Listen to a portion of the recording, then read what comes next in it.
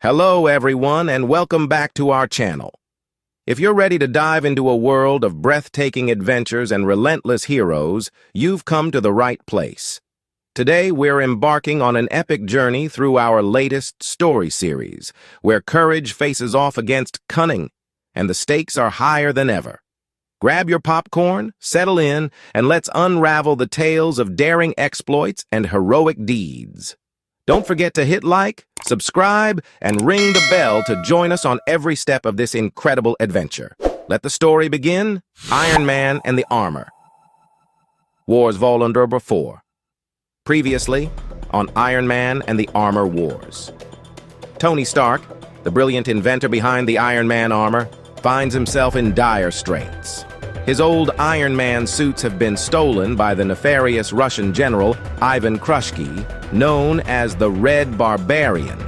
To make matters worse, his revolutionary non-lethal peacekeeper armor, which was financed by a whopping $5 billion from the government, has also fallen into the Barbarian's hands. Accused by the government, Tony is forced to flee with his loyal friend Rhodey. But after a dramatic escape involving stolen planes and explosive missile attacks, Tony is betrayed. A betrayal orchestrated by a mutant imposter of Rhodey. Now Tony is shackled and helpless in the clutches of his enemies. In the dimly lit, cavernous underground of the Red Barbarian's secret hideout, the air is thick with tension. Tony Stark, chained to a cold, metallic wall, regains consciousness to the menacing gaze of General Red Barbarian. Surrounding him are the formidable figures of Omega Red, the mutant monstrosity, Darkstar, the energy-manipulating villainess, and the imposter who wore Rhodey's face, an illusion created by the shape-shifting mutant known as Actor. General Red Barbarian, with a grimace of contempt, reveals his twisted plan. Comrade Stark, you will construct a weapon for us, a tool to ensure the communist dominion over America. His voice echoes ominously through the stone chambers. Tony, ever defiant, smirks and retorts sarcastically. So, you need the ingenuity of an American to defeat America? Pathetic. Infuriated, the general strikes Tony across the face, leaving a sharp sting. Consider your options, Stark. Join us or perish, he snarls, before exiting the room, leaving Tony to brood over his precarious situation. Meanwhile, miles away at the Michelini Federal Corrections Institution in Cumberland, Maryland, a heated confrontation unfolds. FBI Director Stone and his assistant, Keith Decker, confront the prison manager who has been instructed by Congressman Windham to obstruct the FBI's investigation. You should not interfere in federal matters, Congressman, Director Stone asserts firmly, suspecting Windham's motivations are tainted by his affiliations with Stark's business rivals. In the depths of the prison, Keith Decker pleads with the real Rhodey Rhodes for help. Rhodey, we believe Tony's innocent. He's caught in a web spun by a neo-communist faction aiming to weaponize his technology. We need to find him. Rhodey, steadfast and loyal, insists on his friend's innocence and offers to assist. Tony taught me to track his armors. I can help you find him, he declares, determined to rescue his friend from the clutches of the Red Barbarian. In the steel-clad bowels of the Red Barbarian's fortified hideout, a dense air of impending doom hangs over the grim assembly. General Red Barbarian, alongside the duplicitous actor disguised as Rhodey Rhodes, is caught in a heated strategy discussion. Their plotting is abruptly shattered by a thunderous demand from Omega Red, the monstrous Soviet creation engineered to siphon life force. I want to spill Tony Stark's blood, he bellows, his voice booming through the metallic corridors. General Red Barbarian attempts to placate the behemoth, but Omega Red's impatience erupts into fury. I can't wait any longer, he roars, seizing the general by the neck and hurling him to the ground with terrifying force.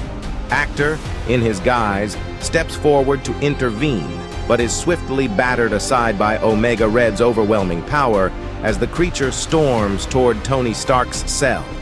Meanwhile, in the dimly lit prison chamber, Tony Stark wrestles with his chains, his efforts to escape proving futile. Just as desperation mounts, the cell door creaks open, and Darkstar steps through the threshold. Tony, masking his relief with characteristic sarcasm, quips, "Hi, honey. Did you come for flirting?" Undeterred by his tone, Darkstar quickly releases Tony from his bindings, handing him a pair of Iron Man's armored gloves. "You once saved my life," she declares solemnly. "Now, it's my honor to return the favor." Their brief moment of reprieve is violently disrupted as Omega Red crashes into the room, unleashing chaos. With brutal force, he slams both Tony and Darkstar to the ground. Tony struggles to rise, but Omega Red overpowers him again, pinning him down. "I will show you no mercy," Omega Red sneers, poised to deliver a fatal strike. In the nick of time, Darkstar channels her formidable energy powers, encasing Omega Red in a pulsating force field, immobilizing the giant. "Try your best, woman, but I'm unstoppable," Omega Red challenges, his voice muffled by the energy cocoon. Seizing the moment, Tony slips on the armored gloves and swiftly maneuvers behind the restrained beast. Activating the gloves' integrated laser systems, he delivers a precision shock to Omega Red's head, instantly knocking the colossal adversary unconscious.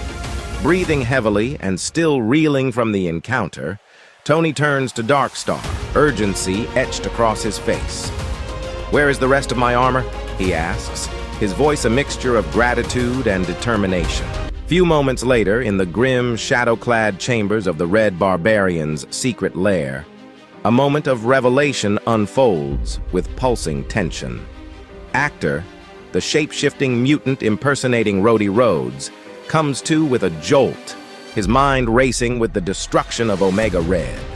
Fueled by urgency, he scrambles through the darkened corridors toward Tony Stark's prison room. Meanwhile, Tony Stark, surrounded by the remnants of his iconic suits, swiftly assembles the pieces of his Iron Man armor. The process is methodical, each piece clicking into place with a satisfying sound of cold metal locking together. Just as the final piece secures, Actor bursts into the room.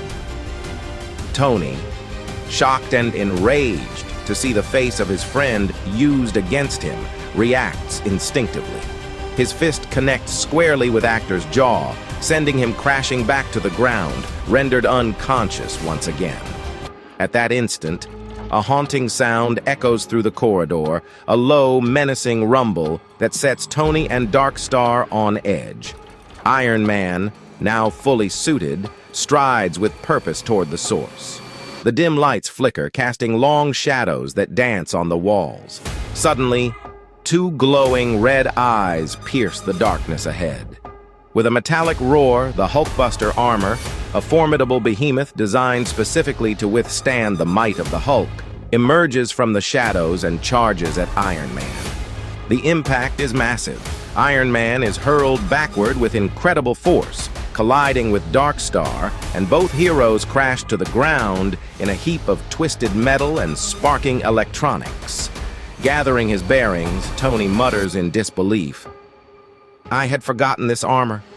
The only armor I had made for a specific purpose, for defeating Hulk." From inside the Hulkbuster, the menacing voice of General Red Barbarian booms, "This is the end of you and America, Iron Man." Regaining his footing, Iron Man assesses his formidable foe. He turns to Darkstar, his voice urgent. "Black Star, run away! This armor is very dangerous." Ignoring Tony's warning, Darkstar prepares to stand her ground, but before she can act, the Hulkbuster unleashes a barrage of laser fire. Iron Man dodges, but a direct hit sends him smashing against the wall, the impact echoing through the cavernous space. The battle between Iron Man and General Red Barbarian escalates dramatically as it spills into the bustling subway of New York City.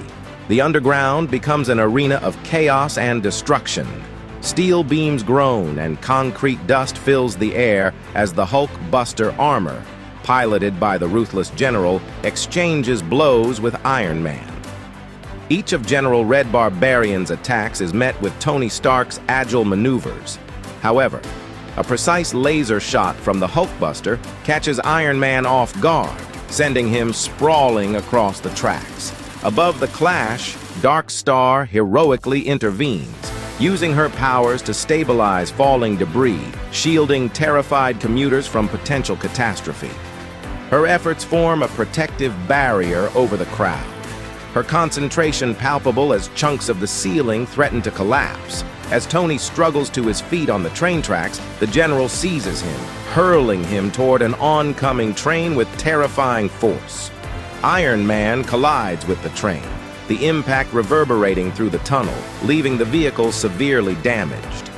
Rage fuels Tony, igniting a fierce counterattack that sends him flying back at the Hulkbuster. The General counters with another laser blast, knocking Iron Man down once more. In the midst of chaos, Darkstar assists passengers off the injured train, her figure a beacon of calm amid the storm. Meanwhile, Tony, battered but not beaten, spies the train tracks beneath him, sparking an idea. With precision, he severs the tracks, exposing high-voltage wires. With a swift motion, he thrusts the live cables against the Hulkbuster's armor. Electricity arcs wildly, jolting the General with a crippling surge that momentarily stuns him. Seizing the moment, Iron Man unleashes a barrage of laser fire, systematically disabling the Hulkbuster. As the armor powers down, Tony approaches and wrenches off the helmet, revealing General Red Barbarian's defiant glare. "You will never capture me alive, I will destroy you," the General hisses, triggering the suit's self-destruct sequence. Reacting swiftly, Iron Man grabs Darkstar, and with a powerful thrust, they rocket out of the subway just as the Hulkbuster explodes, the force of the blast obliterating the station in a maelstrom of fire and debris. Emerging from beneath the rubble, Iron Man and Darkstar are met by Rhodey Rhodes, who arrives with FBI agents and emergency crews. Rhodey's concern is palpable as he checks on Tony, who manages a wry smile despite his weariness. "I can't say I've had better days," Tony quips, his armor scorched and dented but intact. The next morning, Tony Stark, flanked by Rhodey and his trusted secretary Pepper, addresses the world at a press conference. With a solemn tone, Tony reflects on the lessons learned. "I thought the world would be safer with better weapons, but now I see that it's not the guns, but people who wield them.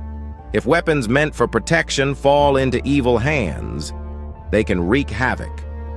He announces a pivotal shift for Stark Industries, ceasing weapons production, relocating to New York, and focusing on peaceful technologies. "This is my legacy," Tony declares, appointing Rhodey as the president of the company. As Tony leaves the conference, his phone rings. It's Dr. Doom, revealing his knowledge of the Red Barbarian's plot and claiming it was he who should bring Tony to his knees. Tony, undaunted and confident, responds with a smirk, "Try your best, Doom," before hanging up. This thrilling chapter concludes, but the adventure for Iron Man continues, promising more challenges and daring exploits on the horizon. Thank you so much for joining us on this incredible journey. If you enjoyed our story and want to see more thrilling adventures, please give this video a like and subscribe to our channel. Your support means the world to us and helps bring more exciting content your way. Don't forget to hit the bell icon so you never miss an episode. We can't wait to share more stories with you. Until next time, keep dreaming big and exploring new worlds with us. Thank you again, and take care.